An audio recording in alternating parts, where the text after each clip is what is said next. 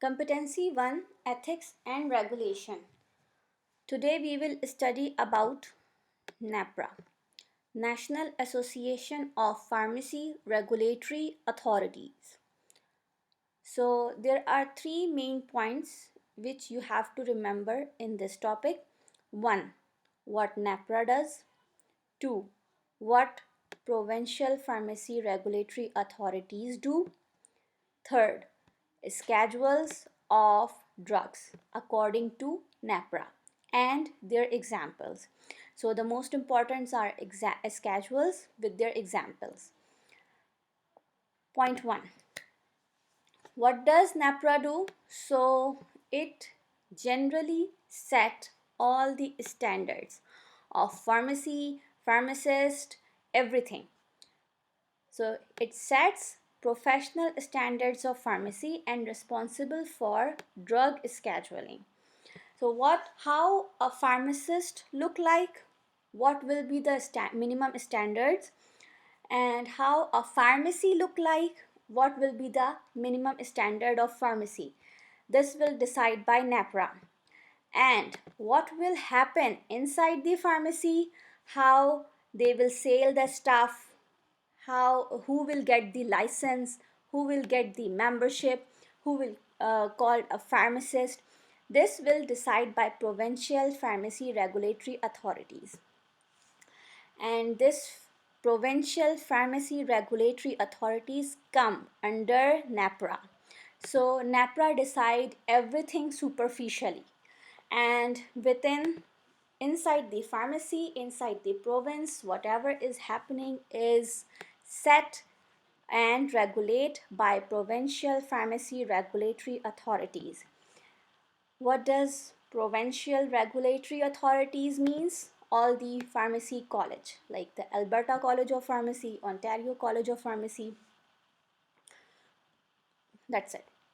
The third point in this topic are schedules of drug. We have four main schedules. Schedule 1 drugs, Schedule 2 drugs, Schedule 3 drugs, and Schedule 4 drugs. All the examples under these exact schedules are important for exams. So first, Schedule 1. For Schedule 1, we need both the prescription and the pharmacist. Okay. Among the prescription, written and faxed prescriptions are okay. But about verbal prescription, who can accept verbal prescription?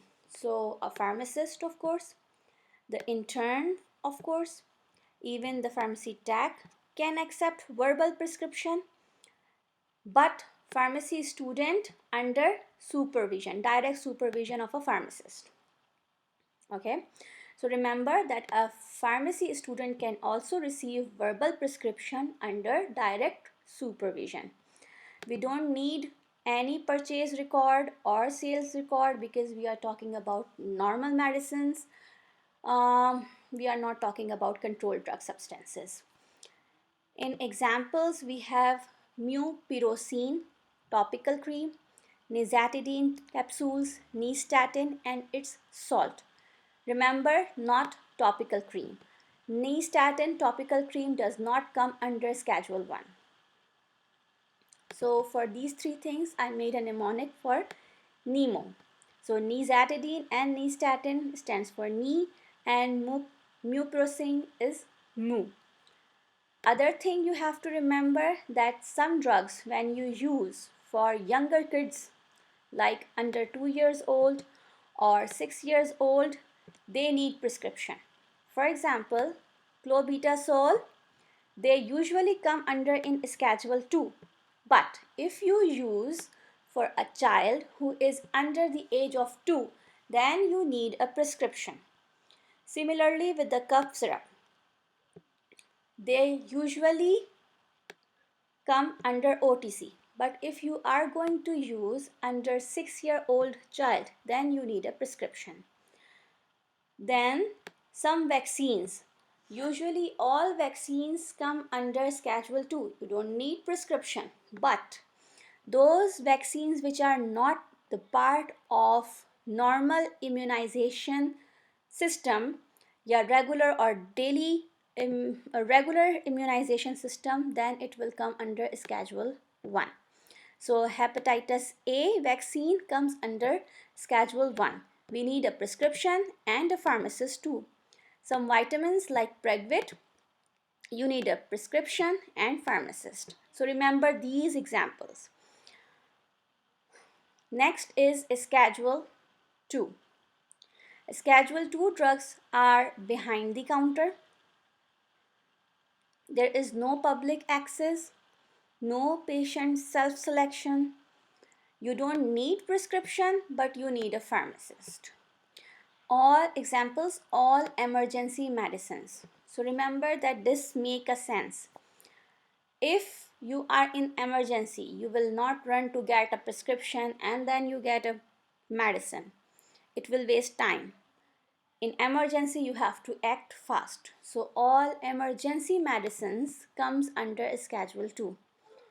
Similarly, nitroglycerin, SL spray, sublingual spray, all syringes like EpiPen, insulin, diphenhydramine injection, dimenhydrinate injection, and all regular vaccines, which are the part of immunization system, are under Schedule 2.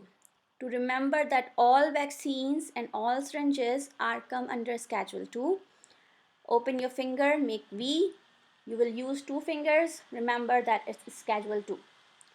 Then naloxone kit in emergency for opioid overdose. If a patient came with opioid overdose, you will not run for the prescription. A pharmacist can deal it. Similarly, pseudoephedrine, Tylenol 1, head lice treatment means permethrin 1% or dermal cream 5%, potassium salt, iron salt, diabetic test strip, ASA more than 192 gram, omeprazole 20 milligram if a patient want to use in less than 14 days. So for if they are in less than 14 days, it will come under Schedule 2. ASA 80 milligram chewable, cyproheptadine, Pervinium palmoid. These are selected examples I choose here, but there are so many. I will link the schedule website to my description box. If anyone wants to search more drugs, they can click the link and check it there. Next is Schedule 3. Schedule 3 is simple. All OTC drugs are in Schedule 3. We don't need prescription.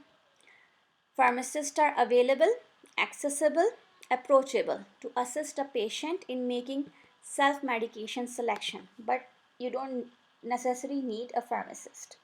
So you can self-select whatever you need. It is also called 5 to 10 meter rule. Okay, but simply remember that Schedule 3 is all OTC. Example, ophthalmic eye drops like polysporin eye drops and ointment. This is important. Ibuprofen, if less than 400 milligram, immediate release, and less than 600 milligram, sustained release, are under Schedule 3. But ibuprofen more than 400 milligram, immediate release will be in Schedule 1. There are many drugs which come under several schedules depending on their dose and frequency. So for normal ibuprofen, less than 400 IR, less than 600 SR. IR means immediate release, SR means sustained release. They come under Schedule 3. You will get it OTC. But ibuprofen more than 400 milligram IR, it will be Schedule 1. Omeprazole, which is for less than 14 days, will be Schedule 2. Sorry, esomeprazole. Esomeprazole is Schedule 3, but omeprazole was in Schedule 2. Remember this. Dimenhydrinate oral salts and suppositories are in OTC drugs, while dimenhydrinate injection were in Schedule 1. Nystatin salts were levonorgestrel, also called Plan B, when sold in concentration of 1.5 milligram or less for oral use in a single dose, it comes under Schedule 3 as an emergency contraceptives. If you are not using in single dose, then it will goes to Schedule 2. A pharmacist will tell you how to use it. If you are using it in a single dose, remember, it will be Schedule 3. If you are not using for a single dose, then Schedule 2. Then the easiest scheduling was unscheduled drug.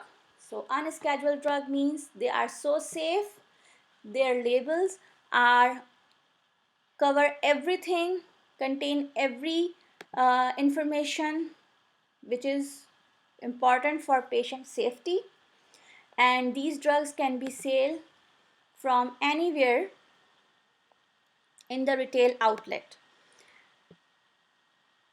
For example, Sena and Omega 3. So if you go to some giant superstores, super centers, you will find some medicines far away from the pharmacy. These are all unscheduled drug.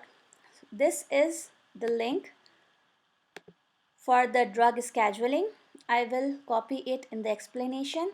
If you want to see more examples of these drugs, you can check the link. Thank you.